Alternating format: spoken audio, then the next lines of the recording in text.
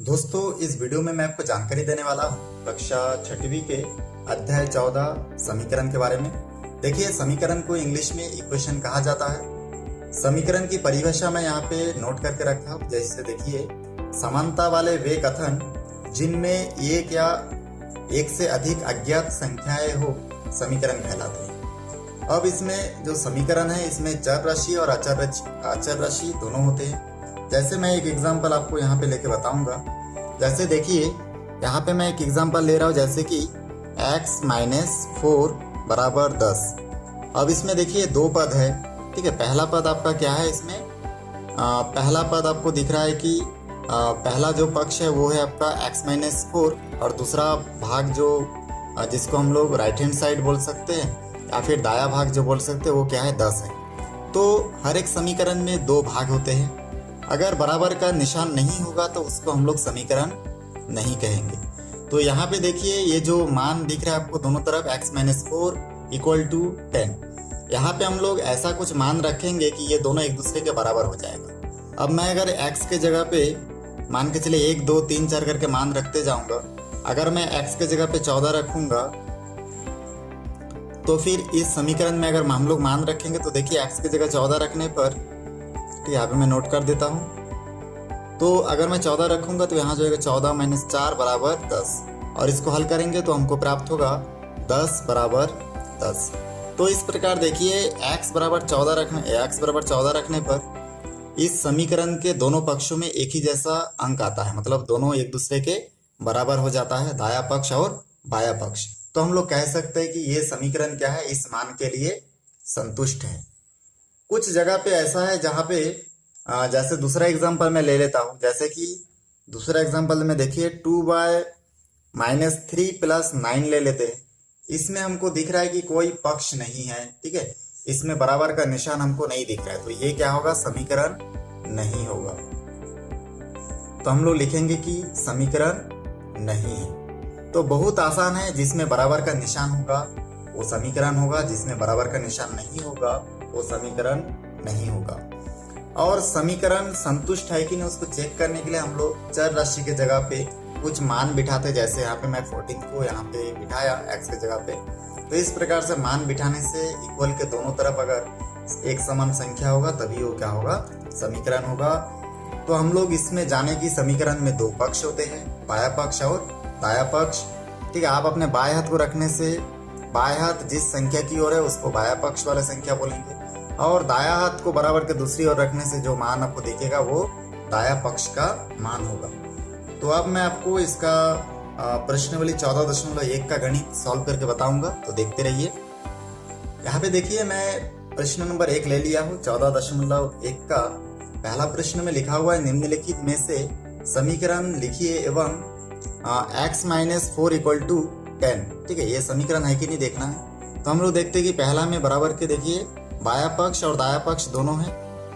तो हम लोग इसमें इसको समीकरण कहेंगे क्योंकि बराबर का निशान है, तो ये क्या होगा, समीकरण होगा। तो हम लोग लिखेंगे समीकरण है, यही हमारा उत्तर होगा। दूसरा नंबर में x-4 - 10, इसमें देखिए बराबर का निशान नहीं है, तो ये क्या होगा, समीकरण नहीं होगा।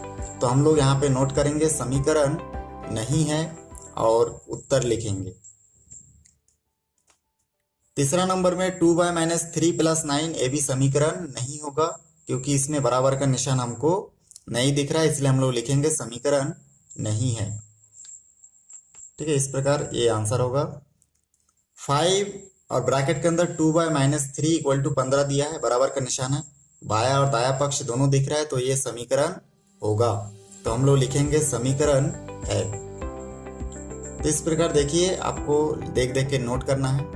पांचवा नंबर में 3x + 4 लिखा हुआ है, तो यहाँ पे हम लोग देख रहे हैं कि इसमें बराबर का निशान नहीं है, अर्थात ये समीकरण नहीं होगा।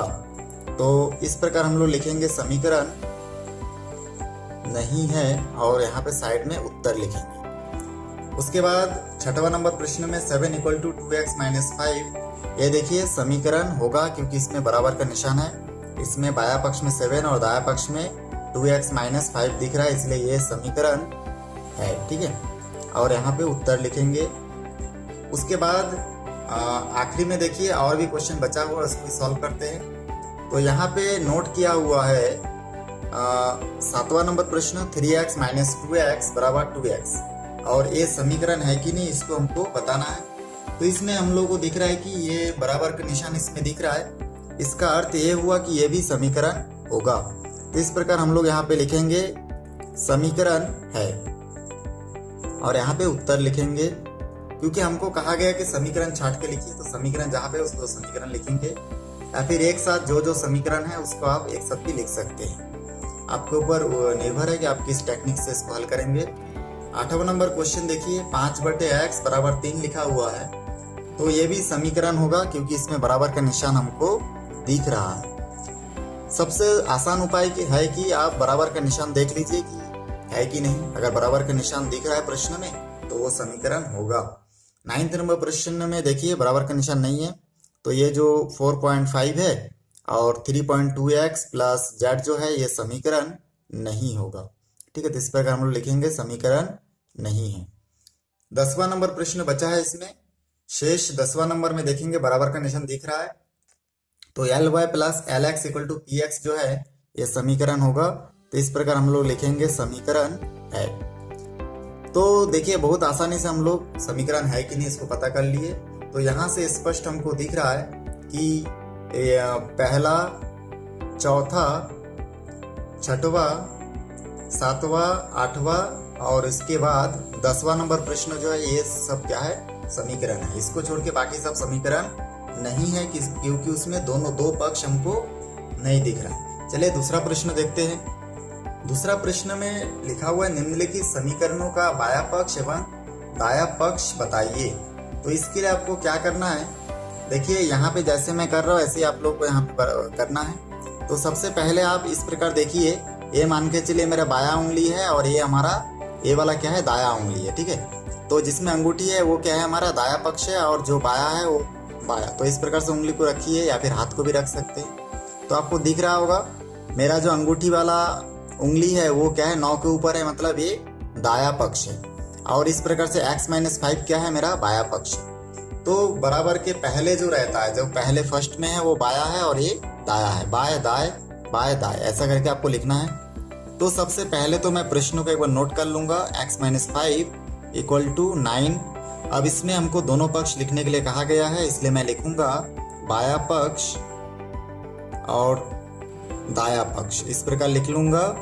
और उसके बाद देखिए बराबर के निशान देने के बाद बायां पक्ष की जगह पे बायां पक्ष का मान क्या है, x-5, और दायां पक्ष का मान क्या है, देखिए 9 है। तो इस प्रकार से 9 को लिख दूंगा। तो हमारा देखिए इसका आंसर ये आ चुका है। बहुत आसान है। उसी प्रकार से दूसरा नंबर प्रश्न को भी आप एक बार नोट कर लेंगे। 2x-3 बराबर 7। फिर इसमें बायां पक्ष और दायां पक्ष आपको लिखना है। ठीक है, बायां पक्ष के सीधा में बायां पक्ष का मान क्या है, 2x-3, और दायां पक्ष का मान क्या है उसको आपको खाली लिखना है। तो पहला वाला बायां पक्ष होता है, दूसरा वाला दायां होता है। ठीक है, आप अपना बायां हाथ और दायां हाथ ऐसे रख सकते हैं और देख सकते हैं कौन सा मान है। इस प्रकार से देखिए ये भी सॉल्व होता है। और दो इसमें बचा हुआ है, उसको भी सॉल्व करते हैं। यहाँ पे देखिए 2y equal to 9 minus y लिखा हुआ है। तो हम लोग इसमें भी ऐसे बायां पक्ष लिखेंगे जैसे पहले लिख चुके हैं, पहला और दूसरा नंबर प्रश्न में। और बायां पक्ष की जगह पे बराबर किस तरफ देखिए, पहले क्या है 2y, तो 2y लिखेंगे। और उसके बाद दायां पक्ष भी लिखेंगे। तो यहाँ पे लिखेंगे दायां पक्ष, और दायां पक्ष का मान कितना है, 9 माइनस y। तो ये दोनों को लिख लिया हम लोग, और यही हमारा उत्तर होगा। उसके बाद चौथा नंबर प्रश्न में लिखा हुआ है 2y इक्वल टू 6। तो यहाँ पे हम लोग प्रश्न को एक बार नोट कर लेंगे। ठीक है, और इसमें हम लोग लिखेंगे बायां पक्ष, यहाँ पे नोट करेंगे बायां पक्ष बराबर कितना दिख रहा है, देखिए 2y, और दायां पक्ष क्या दिख रहा है, 6 दिख रहा है ना। तो यहाँ पे पक्ष बराबर हम लोग लिखेंगे यहाँ पे 6। तो दोनों चीज को आपको देखना है कि दोनों हम लोग लिखे हैं कि नहीं लिखे हैं। इस प्रकार से बायां पक्ष दायां पक्ष लिखना है आपको। यहाँ पे एक और प्रश्न छूटा है, उसको भी लिख लेते हैं।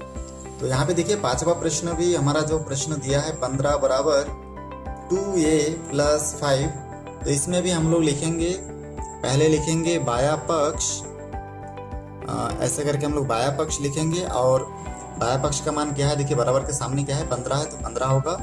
और दाया पक्ष में बराबर के बाद वाला संख्या क्या दिख रहा है आपको, ठीक है, दाया पक्ष में लिखेंगे 2a + 5, तो यहाँ पे लिखेंगे 2a + 5। इस प्रकार से पांचों प्रश्नों को आप देखिए बहुत आसानी से हल कर सकते हैं, बहुत सरल है, कठिन कुछ नहीं है, आप इसको हल कर सकते हैं। चलिए तीसरा नंबर प्रश्न देखते हैं। यहाँ पे देखिए तीसरा प्रश्न में लिखा हुआ है, निम्नलिखित कथनों में अज्ञात संख्या y का प्रयोग करके समीकरण में बदलिए। पहला दिया है किसी संख्या के दुगने में से 3 कम करने पर 17 प्राप्त होता है। और अज्ञात राशि हम लोग जो भी संख्या मानेंगे वो क्या होगा, y होगा। तो हम लोग मान लेते हैं कि वह संख्या, किसी संख्या मतलब वो संख्या क्या है, y है। अब y का 2 गुना मतलब हम लोग क्या लिख सकते हैं, 2y, ठीक ना। और ठीक है, लिखा है किसी संख्या के दुगने में से 3 कम करने पर 17 आता है। तो किसी संख्या मतलब कोई संख्या हम लोग y मानते हैं, तो y के दुगने में मतलब 2 गुना में 3 कम, तो इसमें से फिर 3 कम कर दीजिए। 3 कम कर देने से कितना प्राप्त होगा, 17। तो इस प्रकार से बराबर 17। तो देखिए हम लोग y का प्रयोग करके पहला कथन लिख दिया, बहुत आसान है। जो भी संख्या इसमें किसी संख्या का अर्थ है y, ठीक है। तो किसी संख्या की जगह पे y मान के सोचिए कि किसी संख्या मतलब y के दुगने में 3 कम करना, तो y के 2 गुना में 3 कम कर दिए, तो बराबर कितना प्राप्त हुआ, 17। दूसरा प्रश्न है किसी संख्या का छठा भाग 7 है। तो किसी संख्या का मतलब इस y का छठा भाग मतलब y में 6 को भाग दे दीजिए, ठीक ना, छठवा भाग। तो छठा भाग मतलब 6 से भाग देंगे, कितना है, 7 है, तो बराबर 7। जो भी उत्तर है, परिमाण जो भी है, उसको हम लोग आखिरी में लिखते हैं। तो y/6 = 7। तो ये देखिए एक समीकरण भी हमको प्राप्त हो गया है और y का प्रयोग भी हम लोग कर लिए हैं। आगे बढ़ेंगे। इसमें लिखा हुआ है किसी संख्या एवं 5 का अंतर 8 है। तो किसी संख्या मतलब y, ठीक है। तो y एवं 5 का अंतर, तो अंतर मतलब माइनस का निशान और 5 का 5। तो y में 5 घटाने से हमको कितना प्राप्त होता है, 8। तो बराबर हम लोग लिखेंगे 8। यहाँ पे किसी संख्या का अर्थ किससे है, y से है, इसलिए किसी संख्या का जगह अगर y और 5 का 5, अंतर मतलब अंतर और बराबर आंसर जो आएगा 8 हो, तो 8 लिखे हम लोग। इस प्रकार से तीसरा भी समाप्त होता है। उसके बाद लिखा है किसी संख्या में 7 गुना कर घटाने से 9 बचता है। तो किसी संख्या का अर्थ है y से, ठीक है। तो हम लोग क्या करेंगे, इसमें हम लोग मान लेंगे किसी संख्या मतलब क्या है, यहाँ पे देखिए y का 7 गुना, तो हम लोग लिखेंगे y और इस y के साथ सामने 7 लिख देंगे, क्योंकि y का 7 गुना कर घटाने से, तो 7 गुना करके हम लोग घटाएंगे किसके साथ, यहाँ पे देखिए वो चीज़ यहाँ पे मेंशन नहीं है कि किसके साथ घटाना है। तो यहाँ पे आपको ठीक है, गुना कर 5 घटाने से, यहाँ पे हमारा जो प्रश्न था वो क्या है, 5 है, 5 होगा यहाँ पे।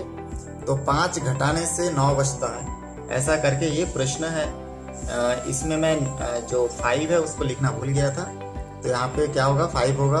तो देखिए किसी संख्या में 7 का गुना कर 5 घटाने से 9 बचता है। तो किसी संख्या मतलब y में मैं 7 का गुना करके इसमें 5 घटा दूंगा, तो हमको कितना प्राप्त होगा, 9 प्राप्त होगा। तो इस प्रकार से चारों क्वेश्चन सॉल्व होता है। चलिए चौथा नंबर प्रश्न देखते हैं। इससे पहले जो हम लोग देखिए प्रश्न देखे थे वो गणितीय रूप में था, मतलब कथन के रूप में था, हिंदी में लिखा हुआ था, उसको हम लोग गणितीय रूप में लिखे। अब गणितीय रूप में है, इसको हमको कथन के रूप में लिखना है। तो कथन मतलब ये जो भी मान है देखिए x y, इसको हम लोग किसी संख्या के रूप में देखेंगे और उसको लिखेंगे।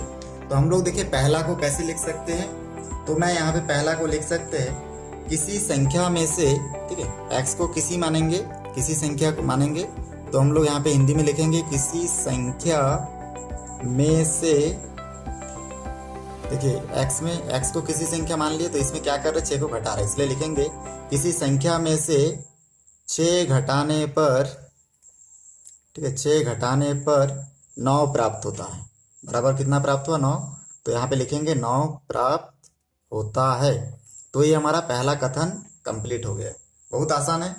दूसरा नंबर देखिए, y मतलब किसी संख्या, तो हम लोग लिखेंगे किसी संख्या का 7 गुना में 14 घटाने पर 0 प्राप्त होता है। तो यहाँ पे हम लोग नोट कर सकते हैं किसी संख्या मतलब y में, ठीक है, किसी संख्या में 7 क्या किए, इसमें गुना किए, किसी संख्या में साथ गुना करके, ठीक है, 14 के साथ घटाने पर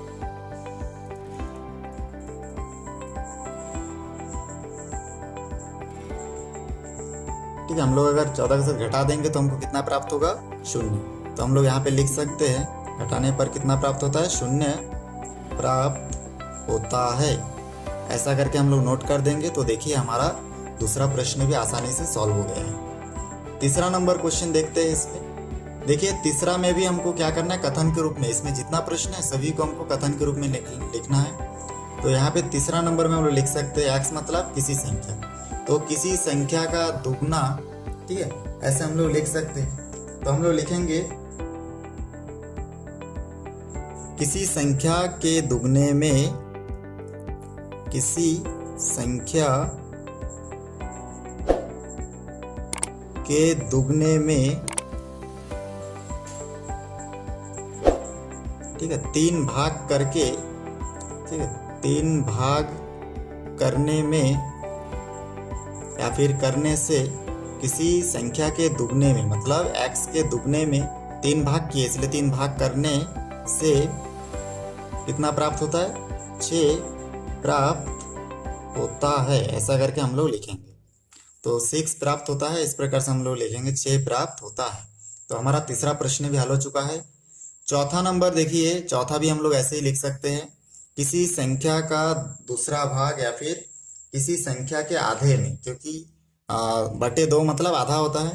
तो यहाँ पे हम लोग नोट करेंगे किसी संख्या का दूसरा भाग में 5 जोड़ने से लिख सकते हैं, या फिर किसी संख्या के आधे में, किसी संख्या के आधे में 5 जोड़ने पर 10 प्राप्त होता है। जोड़ने पर 10 प्राप्त होता है। तो इस प्रकार देखिए ये प्रश्न भी हमारा सॉल्व होता है। ये बहुत आसान है और हम लोग देखिए आसानी से इसको सॉल्व भी कर लिए। आखिरी एक ही प्रश्न इसमें बचा हुआ है, वो है आपका 5वां नंबर प्रश्न। लिखा हुआ है 38 - 2x = 4। तो हम लोग इसको हल लिखेंगे और यहाँ पे नोट कर सकते हैं x मतलब किसी संख्या। तो हम लोग लिखेंगे किसी संख्या के दुगने में, किसी संख्या के दुगने में, क्योंकि x के साथ 2 क्या है? गुना में है। तो किसी संख्या के दुगने में 38 घटाने पर, क्योंकि 38 क्या है? 2x के साथ क्या है? माइनस में है। तो 38 घटाने पर 4 प्राप्त होता है। ऐसे हम लोग लिखेंगे 4 प्राप्त होता है। तो इस प्रकार देखिए बहुत आसानी से आप लोग पूरे प्रश्न को बना सकते हैं। तो हमारा ये 14.1 का जितना भी प्रश्न था उन सभी प्रश्नों को मैं आपको हल करके बताया हूँ।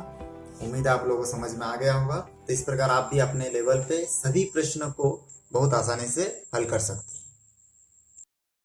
दोस्तों मेरा वीडियो आपको अच्छा लग रहा है तो वीडियो को लाइक करें, शेयर करें, सब्सक्राइब करें और बेल आइकन को भी प्रेस करें, ताकि जब भी मैं कोई नया वीडियो बनाऊं तो उसका नया अपडेट सबसे पहले आप तक पहुंचे। धन्यवाद।